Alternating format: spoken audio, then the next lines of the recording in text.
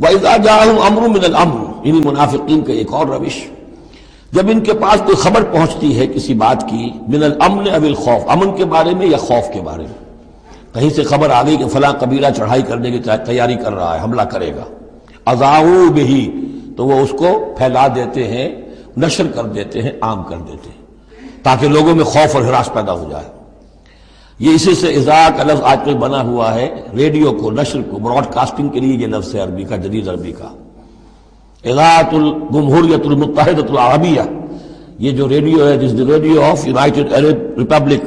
یہ میں سنا کرتا تھا کبھی، شیخ عبد الباسط عبد الصمد کی قرات ہوا کرتی تھی مصر سے،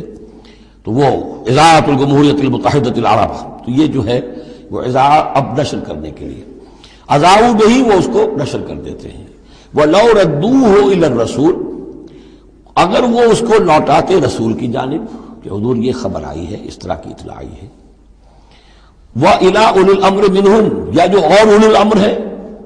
بہرحال اوس کے سردار ہیں، سعد ابن عبادہ ہیں، ان تک بات پہنچا دیں، اس خزرج کے سردار، یا اوس کے سردار ہیں سعد ابن معاذ، ان تک پہنچا دیں۔ اگر یہ کرتے لَعَلِمَهُ الَّذِينَ يَسْتَنبِطُونَهُ مِنْهُمْ، تو یہ بات ان لوگوں کے علم میں آتی جو اس کا استنباط کر سکتے، نتیجہ نکال سکتے، کتنی بات صحیح ہے، اس کا نتیجہ کیا نکل رہا ہے، ہمیں کیا قدم اٹھانا چاہیے۔ اور جب انہوں نے وہ خبر ایسے ہی جو ہے پھیلا دی،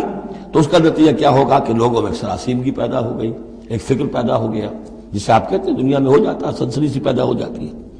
وَلَوْلَا فَضْلُ اللَّهِ عَلَيْكُمْ وَرَحْمَتُهُ، اور اگر اللہ کا فضل اور اس کی رحمت تمہارے شان میں حال نہ ہوتی، لَاتَّبَعْتُمُ الشَّيْطَانَ إِلَّا قَلِيلًا، تو تم سب کے سب شیطان ہی کی پیروی کرتے سوائے چند کے۔